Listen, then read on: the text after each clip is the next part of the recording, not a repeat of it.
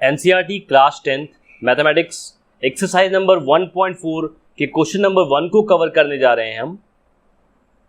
Without actually performing the long division state whether the following rational number will have a terminating decimal expansion और non terminating repeating decimal expansion.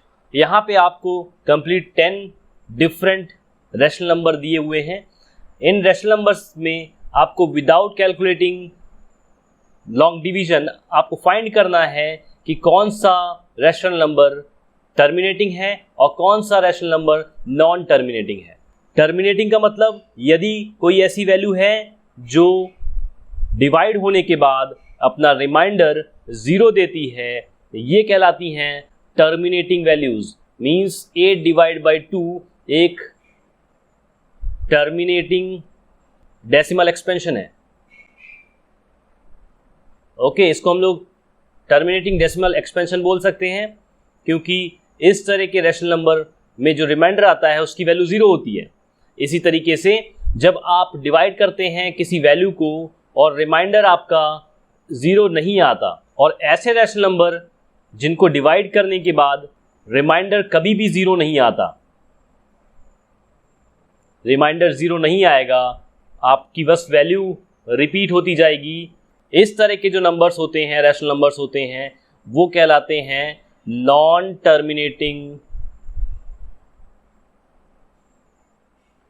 Repeating decimal expansion.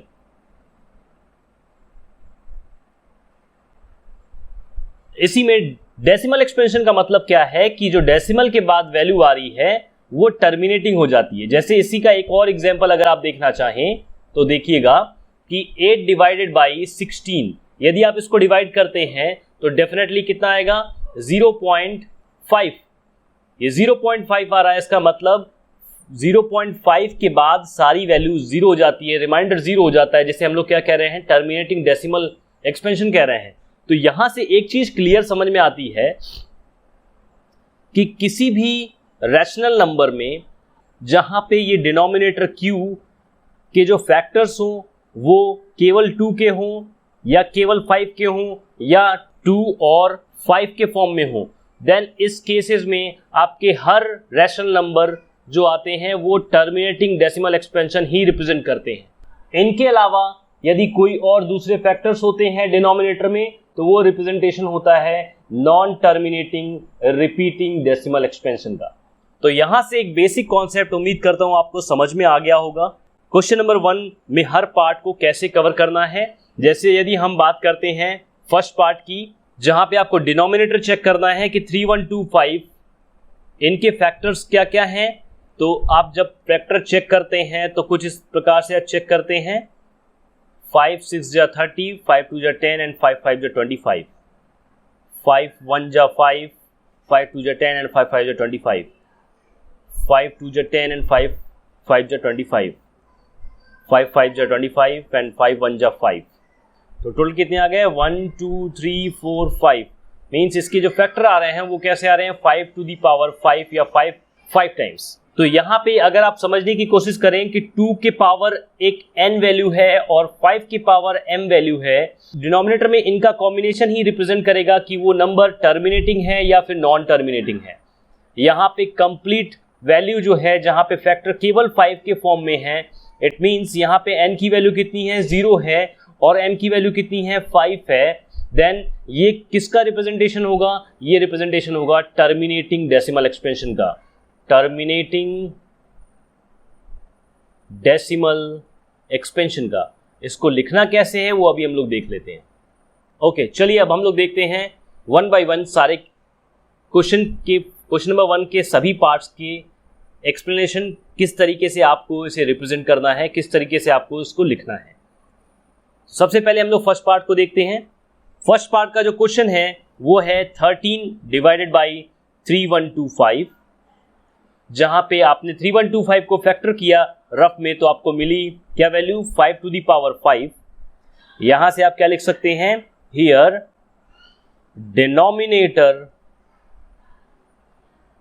is equals to 5 to the power 5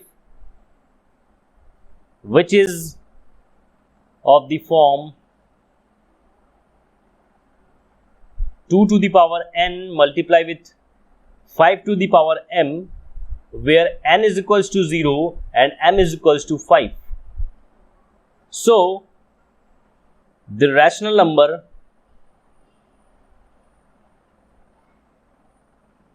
(13 divided by 3125) has a terminating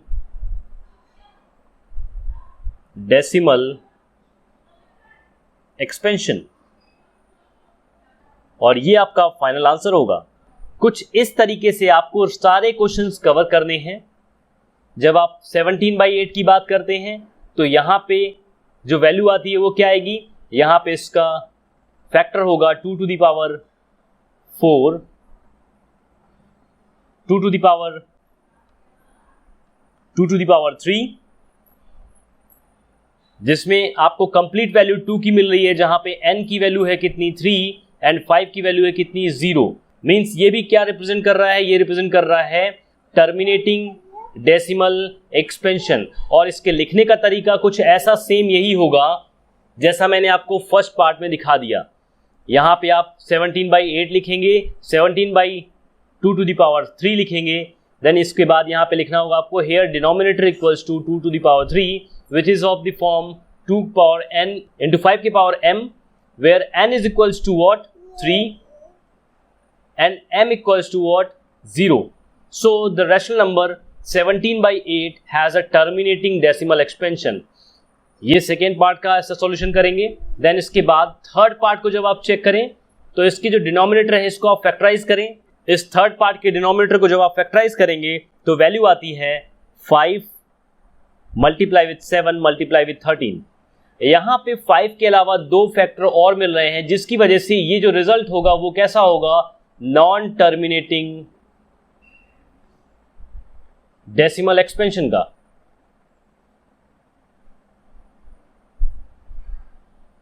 लिखने का जो terms है वो same यही concept होगा, बस आपको यहां पे लिखना क्या होगा, यहां पे आपको लिखना होगा, जब थर्ड केस की बात कर रहे हैं हम, तो थर्ड केस में क्वेश्चन क्या होगा आपका 64 डिवाइडेड बाई 455। यहां पे डिनोमिनेटर का जो रिजल्ट होगा वो 5 क्रॉस 17 क्रॉस 13 लिखेंगे यहाँ पे, एंड देन विच इज यहां पे लिखेंगे आप क्या, not the form 2 to the power m into 5 की power m, where n equals to 0 and m equals to 0. So the rational number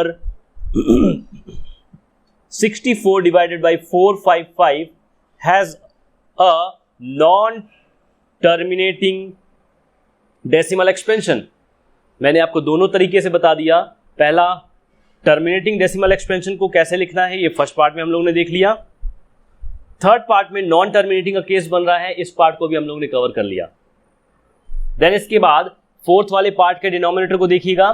fourth वाले पार्ट के जब डिनोमिनेटर को आप ब्रेक करेंगे तो रिजल्ट आएगा 2 to the power 6 multiply with 5। यहाँ पे भी 2 and 5 के ही फैक्टर्स मिल रहे हैं, इसका मतलब ये भी कैसा रिप्रेजेंटेशन होगा, टर्मिनेटिंग डेसिमल एक्सपेंशन का ही रिप्रेजेंटेशन होगा। बिल्कुल लिखने का तरीका सेम जैसा मैंने आपको फर्स्ट वाले पार्ट में दिखाया उस तरीके से ही आपको इसमें भी लिखना है। फिफ्थ वाले पार्ट में जब आप डिनोमिनेटर को फैक्टराइज करेंगे तो रिजल्ट आता है 7 to the power 3। 7 का क्यूब होता है 343। यहाँ पे ना तो 2 है ना 5 है, इसका मतलब ये रिप्रेजेंटेशन किसका होगा, नॉन टर्मिनेटिंग रिपीटिंग डेसिमल का एक्सपेंशन का होगा। और इसको लिखना कैसे है, ये थर्ड वाले पार्ट को मैंने इसी में थोड़ा सा समझा के आपको बता दिया है।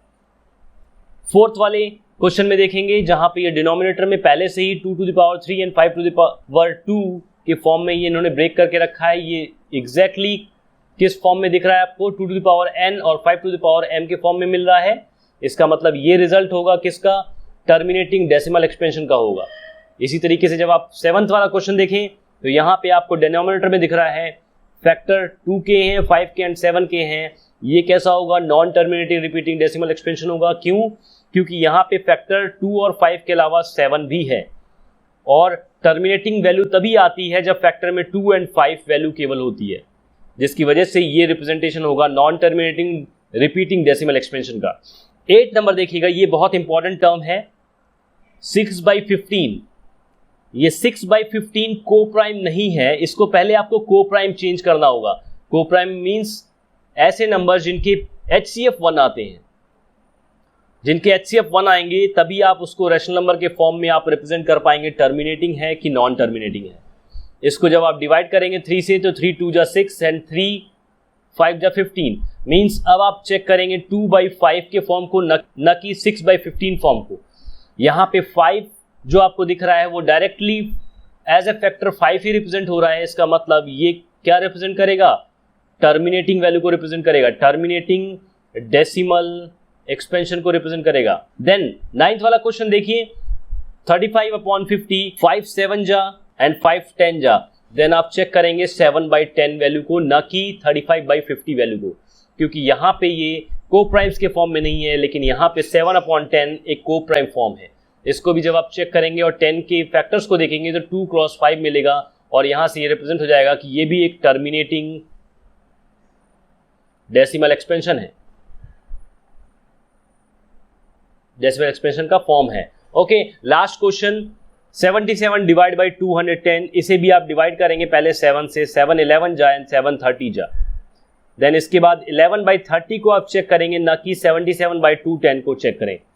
30 के फैक्टर्स को ब्रेक करेंगे तो 30 के फैक्टर्स आते हैं 2 × 3 × 5। यहाँ पे 2 और 5 के फैक्टर के अलावा 3 भी एज अ फैक्टर यहाँ पे प्रेजेंट है। इसका मतलब ये किसका रिप्रेजेंटेशन होगा, ये non terminating repeating decimal expansion होगा। इस तरीके से आपके एक्सरसाइज नंबर 1.4 के क्वेश्चन नंबर 1 कवर हो जाते हैं। NCERT class 10th mathematics exercise number 1.4 के क्वेश्चन नंबर 2 को कवर करेंगे।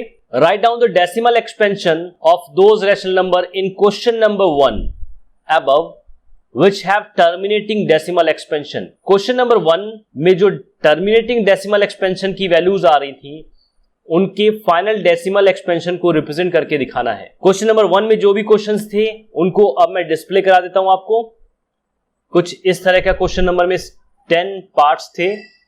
इनमें जो भी आपकी टर्मिनेटिंग डेसिमल एक्सपेंशन मिल रहे थे उनकी आपकी डेसिमल वैल्यू को फाइंड करना है। टर्मिनेटिंग डेसिमल एक्सपेंशन किन वैल्यूज में मिल रही थी इसकी डिटेल्स मैंने इससे पहले वाले क्वेश्चन में कवर करा दी है, फिर भी यहां पे चेक कर लेते हैं। ये एक टर्मिनेटिंग डेसिमल एक्सपेंशन था क्योंकि यहां पे फैक्टर्स केवल और केवल 5 के मिल रहे थे। एंड देन सेकेंड वाला भी टर्मिनेटिंग था क्योंकि यहां पे फैक्टर्स 2 के मिल रहे थे, यहां पे 5 के मिले थे। एंड देन थर्ड वाला नहीं था, फोर्थ वाला था। देन फोर्थ वाला भी केस आपका बन रहा था टर्मिनेटिंग का। फिफ्थ वाला नहीं था, सिक्स्थ वाला टर्मिनेटिंग का केस बन रहा था, सेवंथ वाला नहीं था, एट्थ वाला आपका टर्मिनेटिंग का केस बन रहा था, एंड देन नाइन्थ वाला भी आपका टर्मिनेटिंग केस बन रहा था। इनको सॉल्व कैसे करना है उसको ध्यान से देखिएगा। मैं यहाँ पे 1 by 1 कंप्लीट सॉल्यूशन डिस्प्ले करा देता हूं आपको। सबसे पहले फर्स्ट पार्ट को देखिएगा। On dividing 13 by 3125 we have 13 by 3125 which is equals to, जब आप इसको लॉन्ग डिवीजन मेथड से डिवाइड करते हैं तो वैल्यू आती है 0.00416। ओके, लॉन्ग डिवीजन मेथड मैं यहां पे नहीं बता रहा हूं क्योंकि आपको पता है इसको लॉन्ग डिवीजन मेथड से कैसे करना है। 3125 को आप डिवाइड करते हैं 13 से, देन यहां पे आप वैल्यू को पुट करते हैं।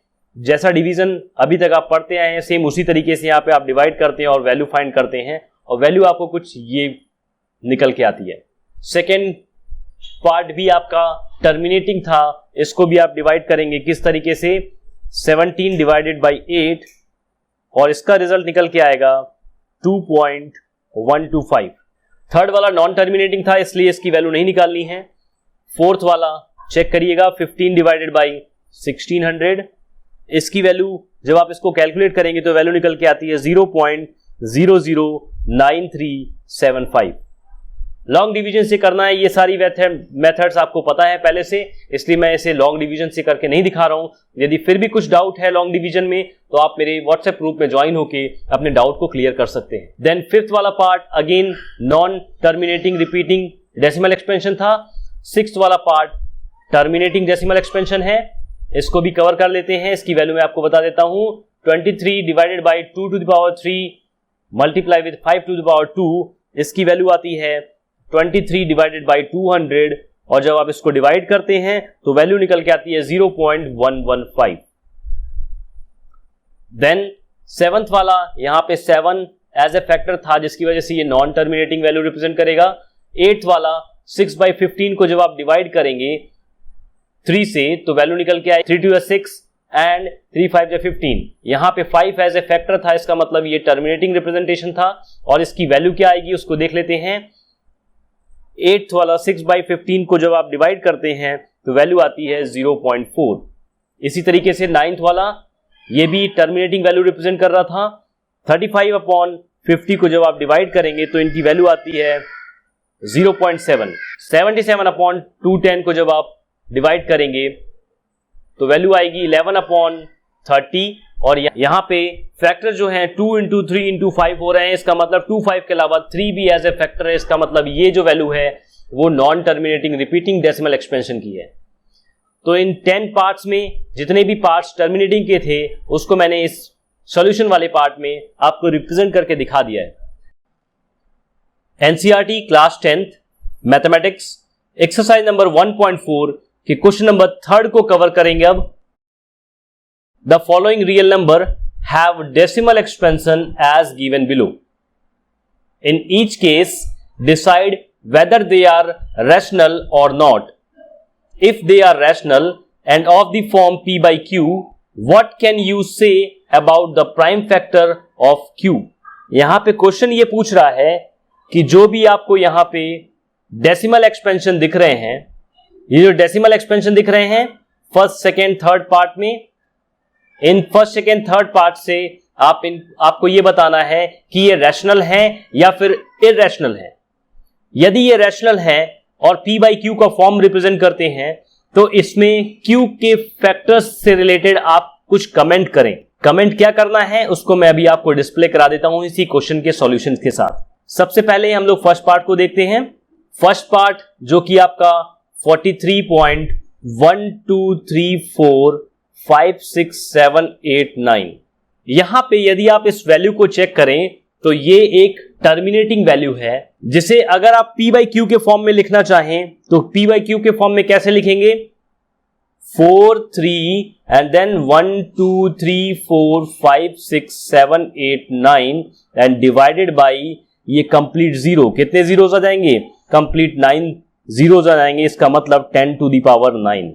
जब इस 10 टू द पावर 9 को आप ब्रेक करते हैं तो ये कैसा ब्रेक होता है, 4 3 1 2 3 4 5 6 7 8 9 और 10 की पावर 9 को जब आप फैक्टर करते हैं तो 10 का फैक्टर क्या होता है, 2 क्रॉस 5 होता है, इसका पावर 9। इसका मतलब आपके जो फैक्टर्स आ रहे हैं इस वैल्यू के वो क्या आ रहे हैं, 1 2 3 4 5 6 7 8 9 and divided by 2 to the power 9 multiply with 5 to the power 9। यहां पे फैक्टर 2 एंड 5 के फॉर्म में है। इसका मतलब ये कंप्लीट जो वैल्यू है वो क्या रिप्रेजेंट कर रही है, ये रिप्रेजेंट कर रही है कि ये एक टर्मिनेटिंग वैल्यू है, यही रिप्रेजेंट कर रही है। यहां पे आपको लिखना होगा here the denominator is of the form 2 to the power m multiply with 5 to the power n. Hence, the number is a rational number, specifically a terminating decimal. यहां पे आपने Q का जो रिप्रेजेंटेशन किया, Q के बारे में comment करना चाहा, वो यही है कि जो Q की वैल्यू है उसमें डिनोमिनेटर जो आ रहे हैं वो 2 एंड 5 के फॉर्म में आ रहे हैं, जिसकी वजह से ये कंप्लीट वैल्यू आपकी रैशनल नंबर बन रही है।